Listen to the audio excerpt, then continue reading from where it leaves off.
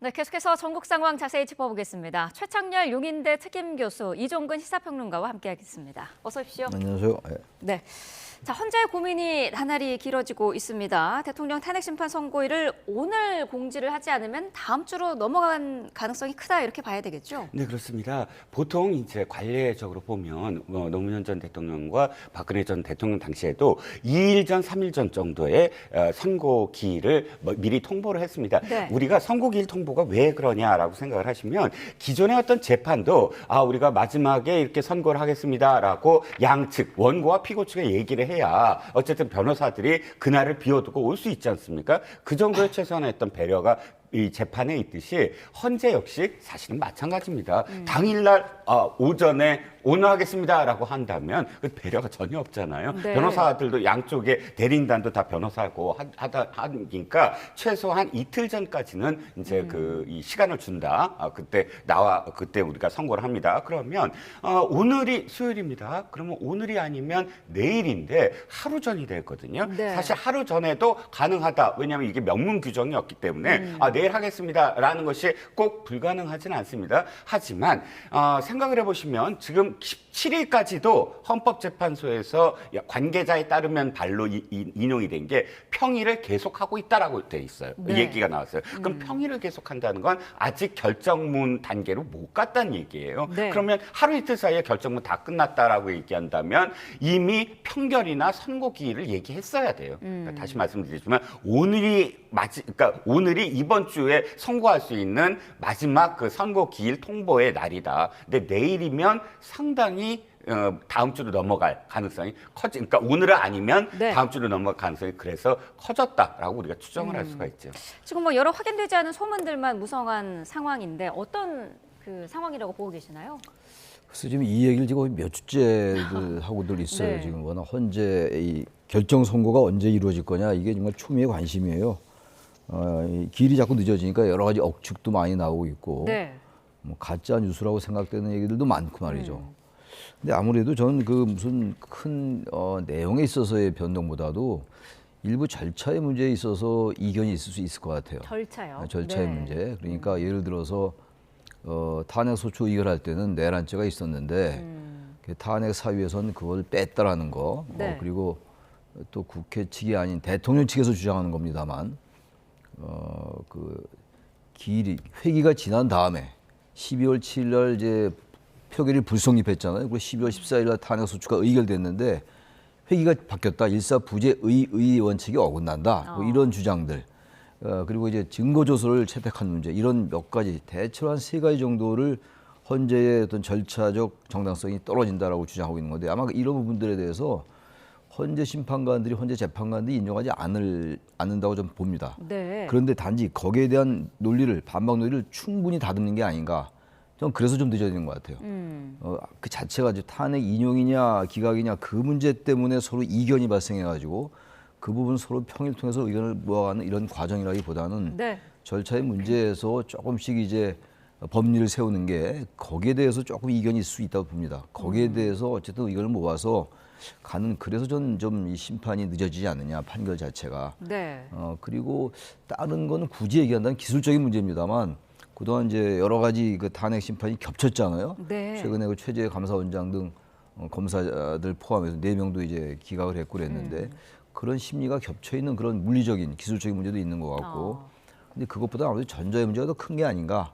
그래서 어쨌든 의견을 좀 하나로 모아서 저는 일치적으로 이제 유도하기 위해서 서로 토론도 하고 뭐 설득할 수 있으면 설득도 하고 말이죠. 네. 설득을 서로 하고 당하고 이런 차원들은 아닙니다만 그 재판관들의 관계가 그렇다 하더라도 절차의 문제, 그 문제에 있어서 자꾸 제시된 여러 가지 문제들, 대통령 측에서 주장하는 거라니 탄핵을 반대하는 쪽에서 얘기하는 것들을 좀 완벽하게 반박하기 위한 논리를 세운데 그래서 더욱더 집중해서 좀 평의가 늦어지지 않느냐라고 생각하는데 저는 3월 26일이 이재명 대표 2심이잖아요. 네. 다음 주 수요일입니다만 그때 전에 나올 것 같아요. 전에요. 네, 만약 네. 그때 이후에 나오면 그때 이후에 하라고 자꾸 국민의힘은 얘기하는 건데 그 이후에 나오면 오히려 더 헌재가 역설적으로 더욱더 정치적인 그런 고려를 한다는 비판에 직면할 수 있기 때문에 전 다음 주 수요일 전에 나올 것 같고 오늘 지켜봐야지 합니다. 네. 모레가 이틀 전이니까 이제 이종근 평론가님 말씀처럼 오늘 하면 이제 이틀 전에 공지하는 거니까. 그리고 네.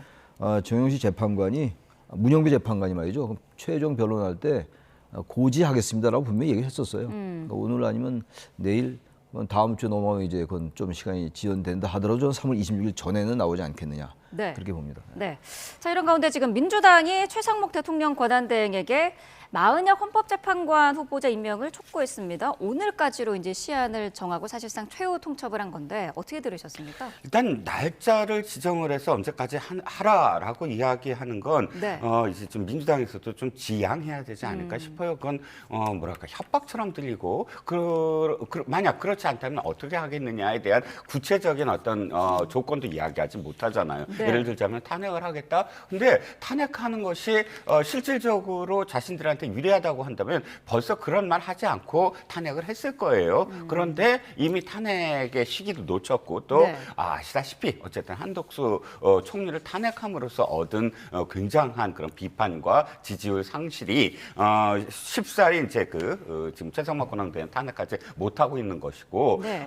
그렇다면 보다 더 여론전이라는 게 오늘까지 안 하면 뭐 어떻게 하겠다라는 것보다는 좀 더 설득력 있게 사실은 그 여론을 끌어들여야 되는데 이게 왜 이렇게 설득력이 없냐 하면 민주당이나 혹은 이재명 대표가 이렇게 압박을 넣는 것이 사실 자신들의 어떤 정치적 목적 또는 이해관계가 얽혀 있기 때문이거든요. 네. 예전에 박근혜 전 대통령이나 노무현 전 대통령과 뭐가 다르냐면 지금 그때는 야당 유력 후보의 선고 그러니까 이 사법 리스크가 없었어요. 근데 이번에는 사법 리스크가 동시에 존재하잖아요. 현직 대통령과 현 야당 대표. 야당 대표의 사법 리스크가 촉박하게 그러니까 확정 판결이 만약에 없었다면 민주당도 헌재 결정을 왜 자꾸 지금 압박을 하느냐 정도에서 계속 지켜봤을 거예요. 네. 하지만 이렇게까지 계속 압박을 넣는 건 바로 빨리 마은혁 후보자를 재판관으로 넣음으로써 이걸 빨리 확정 짓는 것 언제까지 이재명 대표의 확정 판결 전까지 이런 정치적인 어떤 이해관계가 보이기 때문에 국민들도 아니 마은혁 후보자를 왜 안 하지 하면서도 민주당이 이렇게 오늘까지 해라 내일까지 해라 탄핵할 것처럼 이렇게 협박을 하는 것 이게 그렇게까지 객관적이고 공정하게 보이지 않는다는 거죠. 네. 그래서 어쨌든 이 정파적인 어떤 이해관계 때문에 이재명 대표도 지금 선거 지연에 대해서 또 지적을 한 모습이고요. 네, 말씀하신 것처럼 그 민주당이 얘기했던 그 최대행에 대한 탄핵 그 부분은 지금 쏙 들어간 상태거든요. 만약에 오늘까지 최대행이 그 마은혁 후보자를 임명하지 않으면 민주당이 선택할 수 있는 카드는 어떤 게 있을까요? 그래서 이제 평소 같으면 최상목 대행에 대해서 탄핵을 하겠죠. 탄핵 소추를 발의하겠지만 네. 지금 그렇지 않을 것 같아요. 지금 탄핵이 지난번까지 해서 지금 8개 다 기각됐어요. 네. 13건이 지금 탄핵 소추안이 의결됐는데 그 상황에서 탄핵에 대한 부담이 없을 수가 없어요. 그게 탄핵 소추안이 의결된 다음에 적어도 8개 중에서 현재까지 8개가 기각됐잖아요. 그중에서 반이라도 이제 인용이 됐으면 네. 명분이 좀 있는데 어쨌든 현재까지는 8개가 다 기각된 상황이란 말이에요. 앞으로 남은 게 이제 뭐 대통령, 윤 대통령, 한덕수 총리, 이제 박성재 장관 이런 사람들이거든요. 남은 탄핵 소추 기각이냐 인용이냐의 여부가 네. 그런 상황이기 때문에 최상목 대행에 대해서 민주당이 탄핵 안을 발의할 것 같지는 않고 근데 최상목 대행이 지금 거부권을 너무 많이 행사하고 있어요. 이건 탄핵하고 좀 다른 거긴 합니다만 네. 임명 안 하는 것과는 다르긴 한데 거부권도 많이 행사하고 있고 거의 벌써 9번째예요. 그리고 지난번 뭐 같은 얘기입니다만 마은혁 후보자에 대해서는 그 국회에서 그 제기한 청구한 권한쟁의 심판이 인용이 됐잖아요. 헌재에 의해서. 네. 임명하라는 얘기예요. 인용됐고 그리고 국회의 그 헌재 구성권을 침해했다라고 얘기를 했단 말이에요. 위헌 판결이 내린 건데 위헌 판결이 내렸으면 가능한 빨리 그 위헌 상황을 시정해야 되는 거거든요. 근데 과거 우리 국회들이 위헌 판결이 나도 그 빠른 시간 내에 그 법률을 개정하지 않은 적이 너무 많았어요. 선거 네. 편차 같은 문제, 인구 편차도 2대1에서 3대1에서 2대1로 바꾸라 이런 것들도 그 선거법 개정해야 되는데 선거법이 결국은 나중에 개정돼서 사실 그 상황 속에서 그 사이에는 위헌 상태가 지속되고 이런 경우가 꽤 많았다고요. 근데 아무튼 지금 헌재가 그렇게 판시를 했는데도 불구하고 최상목 대행이 임명 안 하는 건 전 비판받을 점이 충분히 있다. 최상목 대행이. 물론 한덕수 총리의 복귀를 생각해서 그런지 모르겠으나 네. 임명 안 하는 이유를 알 수가 없어요. 국회가 임명한다고 분명히 돼 있는 건데 그럼에도 불구하고 지금 현재 지금 이 최상목 대행에 대한 탄핵은 어려울 것 같고 네. 지금 계속 이제 마은영 후보자를 임명하라는 게 굳이 이 민주당이 이 압박을 할 필요가 없다고 보는 게 네. 만약에 지금 굳이 이제 여러 가지 추론을 한다면 5대 3으로 기각될 가능성이 있다고 본다면 민주당이 만에 하나 민주당 입장에서 말이죠. 그렇게 네. 된다면 마은영 후보자가 들어가면 6대 3이 되니까 6인 이상이 돼야지 인용이 되는 거거든요. 그래서 마은영 후보자 임명을 재촉한다고 생각할 수도 있는데 네. 저는 지금 마은영 후보자가 임명된다 하더라도 변론기일에 참여하지 않았기 때문에 네. 평에 참석할 수 없다고요. 만약에 평에 참여하려면 변론기를 갱신해야 되는 것이고 네. 그렇다면 굳이 그렇게 민주당이 마은영 후보자 임명을 재촉할 필요가 없을 것 같은데 네. 그건 일종의 압박으로 하는 것 같아요. 참여하기 어려워요. 9대 참여해야지 6대 3인지 그렇게 될 건데 네. 그건 아닌 것 같고 아무튼 그래서 지금 마은영 후보자 임명을 계속 압박하는 건 최상목 대행에 대한 압박 카드라고는 보긴 하는데 굳이 그렇게 압박한다고 느낄 정도의 행동을 할 필요가 없을 것 같아요, 민주당이. 네. 그 부분에 대해서는 어떻게 보세요? 지금 마은영 후보자가 임명이 되면 만약에 평의를 하게 되면은 대통령에 대한 선거가 늦춰질 가능성이 있는 거고 평의에 참여하지 않을 가능성도 있는 건데 민주당이 이 부분을 왜 이렇게 압박을 하고 있는 걸까요? 민주당의 기류가 바뀌었다는 거예요. 민주당이 사실 좀 여유 있었고 네. 국민의힘이 변론을 좀 더 연기해달라, 변론 기일을 새롭게 해달라라는 측이었는데 입장이 좀 바뀌었죠. 민주당이 굉장히 직접적으로 빨리 해라, 빨리 해라. 조금 전에 말씀드렸지만 이재명 대표까지 나서서 왜 지연을 하느냐라고 거의 질책하듯이 지금 헌재를 꾸짖어요. 그리고 네. 박찬대 원내대표 마은영 임명과 관련된 지금 거의 지금 굉장히 압박을 크게 하고 있습니다. 이게 지금 교수님 말씀하셨듯이 지금 5대 3이 아니냐라는 지금 그런 이 추측을 낳게 하는 거예요. 네. 절박하다. 마은영 후보자를 넣어야만 하는 상황 아니냐. 그런데 이 변론 재개와 관련돼서도 조희대 대법원장이 주도해서 지금 규칙을 좀 바꿨다고 합니다. 네. 그러니까 예전 같으면 지금 거의 뭐 50시간의 녹취록 다 들어야 되는데 일부 그러니까 녹취록 중에 일부만 하고 만약에 필요한 부분이 있다면 그 부분만 다시 정확하게 듣자 뭐 하면 대체적으로는 한 1, 2주 정도면 가능하다 뭐 네. 이런 이야기가 있어. 그러니까 그렇게 1, 2주를 늦춰서라도 한 명을 꼭 집어넣어야 된다라는 절박함의 지금 표현 아니냐. 그러니까 이 기류 헌법재판관의 지금 계속 이 평의가 계속되고 있고 결정이 늦어지고 있는 이유가 5대 3이다. 이런 식의 어떤 추측을 낳게 만드는 민주당이 지금 압박이거든요. 네. 그래서 그 계산까지 포함을 한다면 리스크가 있더라도 이건 6대 3을 꼭 만들어야 된다라는 것이고 저는 지금 최상목 권한대행이 왜 미루느냐? 사실 위헌적인 요소가 분명히 있음에도 불구하고 그 비난을 감수하더라도 지금 늦추는 이유는 역으로 이렇게 생각을 해요. 마은영 후보자를 민주당이 꼭 저렇게 절박하게 넣으려고 하는 이유랑 똑같은 것이죠. 어떤 의미에서는 지금 권한대행의 대행 아니에요. 네. 그렇다면 가장 쟁점이 되는 부분을 피해야 돼요. 그러니까 지금까지 첨예하게 여야가 갈등을 빚었던 부분을 사실은 좀 더 민주적 정당성이 있는 권한이 있는 그런 지금 리더가 결정을 하게 해야지 자신은 어차피 국무위원들과 똑같은 수준의 그런 어떤 하나의 위원에 불과했잖아요. 그런데 가장 쟁점이 되는 부분들을 결정한다. 예를 들어서 마은영 후보자 같은 경우 마은영 후보자를 만약에 임명을 하게 된다 한다면 헌법재판소의 결정에 결정적인 어떤 요인이 돼버리잖아요. 네. 그럼 예를 들어서 그게 결과적으로 자신의 결정이 대통령의 파면을 이르게 했다라고 한다면 그렇게 결정을 할 수밖에 결정이 된다면 그 결정을 권한대행이 과연 할 수 있을까? 이런 고민이 분명히 저는 있다고 생각을 합니다. 그것이 비록 위헌이라는 비난을 받더라도 지금 대행의 대행, 민주적 정당성이 적은 입장에서는 쟁점을 피해야 된다라는 그런 생각이 아닐까 싶습니다. 네. 헌재 선고 결과도 지금 나오지 않은 상황인데요. 개혁신당이 이준석 의원을 대선 후보로 선출을 했더라고요. 어떻게 보셨습니까? 그래서 제일 빠른 대선 후보 확정이에요. 네. 지금 원내정당 중에서는. 이준석 의원이 대선에 출마하겠다는 의사는 이미 밝힌 지가 제법 됐어요. 네. 사실상 출마 선언이라고 다 이제 언론이 받아들였던 것이고, 근데 이제 완전히 대선으로 확정이 됐어요. 당내에서 결정이 됐는데 그만큼 이제 확실하게 이제 조기 대선을 예상하는 거라고 봐야 되겠죠. 네. 임명이 될 거다, 대통령이 파면될 거다라는 이제 그런 예상하에서 정치적으로 이제 당내에서 대선 후보를 확정한 건데, 그래서 이준석 후보가 이제 후보가 된 거죠. 이제는 이제 대선 후보인 대선 아직 대선이 열리지 않아서 아직 대선 후보로 말을 해야 될지 모르겠습니다만 네.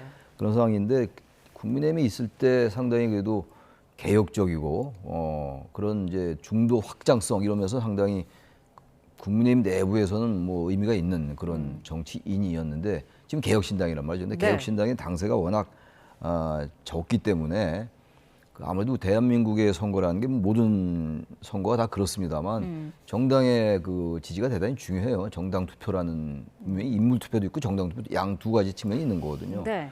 그러면서 볼 때 만약에 이제 조기 대선이 열리게 되면 네. 조기 대선이 치러지게 되면 이준석 후보가 상당한 파란을 일으킬 수 있다고 봐요. 그럼에도 불구하고 끝까지 완주할 수 있을 것이냐 여부가 관점일 것 같고 아직 네. 이른 전망이긴 합니다만 그리고 개혁 보수 중도 확장성 이런 것들 때문에 오히려 여야가 볼 때는 이준석 후보의 이 등단이 이 선거 무대에 이제 등장하는 게 상당히 큰 변수가 될 수 있다. 이준석 후보 본인의 당선 여부와는 별개로 말이죠. 네. 그래서 상당히 예의주시할 수 있는 관심이라고 생각합니다. 네. 대통령 석방으로 잠시 주춤했던 한동훈 전 국민의힘 대표도 다시 보폭을 넓히고 있습니다. 한 전 대표가 어제 한 인터뷰에서 이재명 민주당 대표에게 질 자신이 없다. 이렇게 자신감을 드러냈더라고요. 네, 그렇죠. 물론 질문은 이겁니다. 그러니까 만약에 이번에 후보가 되지 못한다거나 또는 후보가 돼서 이재명 대표에게 패배한다면 정치를 계속할 것인가에 대한 질문인데 네. 자신이 없다 하고 질자신해서 요즘 MZ 세대들이 이야기하는 네. 그런 그 투로 이제 반응을 했습니다. 네. 한동훈 대표의 입장에서는 어쨌든 자신을 반대하는 내부적인 어떤 목소리와 사실 첫 번째 허들을 넘어가야 됩니다. 그러니까 배신자 프레임. 우리가 그렇죠. 유승민 8년 전에 유승민 의원이 한 번 그 프레임에 걸려서 지금까지도 지금 반대가 완전히 그 반대자들을 설득하지 못하고 있지 않습니까? 네. 그런데 그 허들을 똑같이 지금 넘어야 돼요. 그 허들을 넘으려면 이재명 대표를 상대할 수 있는 최적임자가 누구냐에 포지셔닝을 해야 된다. 거기에 굉장히 큰 어떤 그런 그 변수가 있고 두 번째는 윤 대통령을 탄핵에 앞장섰거나 계엄에 반대했던 그 입장에 대한 설득력. 이 두 가지가 한동훈 대표가 이 허들을 넘는데 가장 큰 무기라고 생각을 하고 네. 그래서 한동훈 대표의 어떤 장점 한동훈 대표의 장점은 사실 가장 간결하게 메시지를 축약하면서 소구력 있게 전달하는 그런 능력이거든요. 네. 민주당 의원들, 법사위원들이 가장 미워했어요.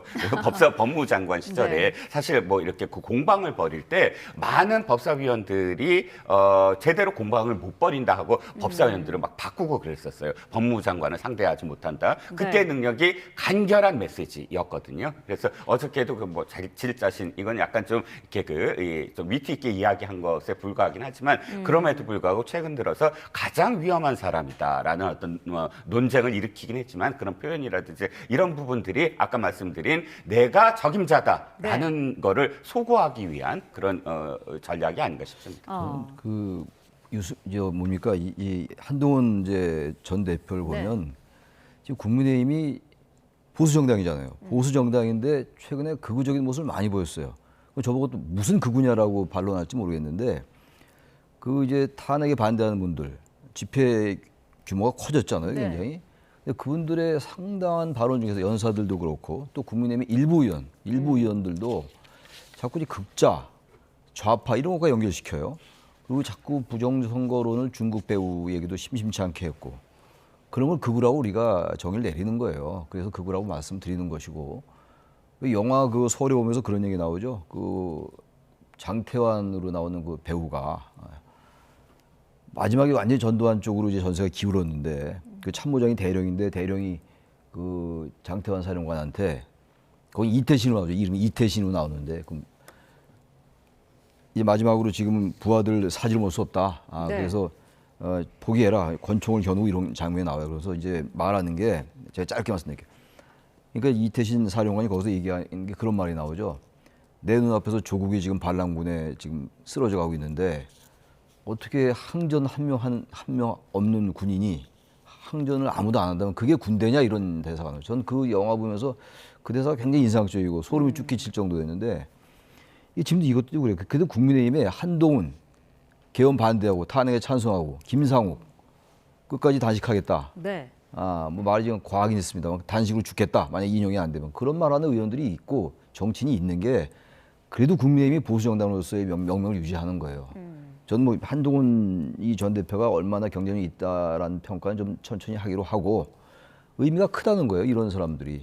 근데 이런 사람들에 대해서 이렇게 이른바 배신자 프레임을 자꾸만 씌우려는 이 국민의힘. 이게 만약에 이런 의원이 한 명도 없으면 그게 정당이냐. 네. 그런 식으로 비유하고 싶다 이런 얘기죠. 그래서 한동훈 전 대표가 물론 검사 양력을 뺐어요. 검사의 약점이 있다는 걸 아는 거겠죠. 자기 네. 자서전에서 그 검사 양력을 뺐는데 저도 이런 사람이 필요해요. 국민의힘에. 그래야 진보도 건강해지고 보수도 건강해지는 거 아니겠어요? 네. 근데 너무 자꾸 이런 사람들을 권선동 원내대표는 난 포기했다, 이제 멘트 안 하겠다. 김상우 의원한테 그렇게 얘기를 했더라고요. 그러니까 한동훈 전 대표도 지금 상당히 외롭긴 합니다만 저런 식의 정치적인 태도, 애티튜드가 대단히 중요하다. 이제 그 말씀으로 가름하겠습니다. 저는. 네. 이낙연 전 국무총리가 최근 인터뷰에서 이런 말도 했더라고요. 여론조사를 보면은 민주당 이재명 대표를 싫어하는 사람이 더 많다. 다른 후보를 내면 더 쉽게 정권 교체할 수 있다. 민주당이 이 대표가 아닌 다른 대안을 내놓으면 자신도 돕겠다. 이런 발언을 했는데 어떻게 들으셨습니까? 네, 아까 그 이준석 대표 얘기부터 잠깐 하면 이준석 대표가 지금 그 대표가 된 거 개혁식당에서 후보자가 된 게 뭐가 문제냐면 일극 체제다. 또 다른 일극 체제다. 후보를 이 선정하는 과정이 정당에서는 굉장히 중요하고 꽃이거든요. 그게 네. 그 과정 속에서 서사가 나오는데 아무도 관심이 없어요.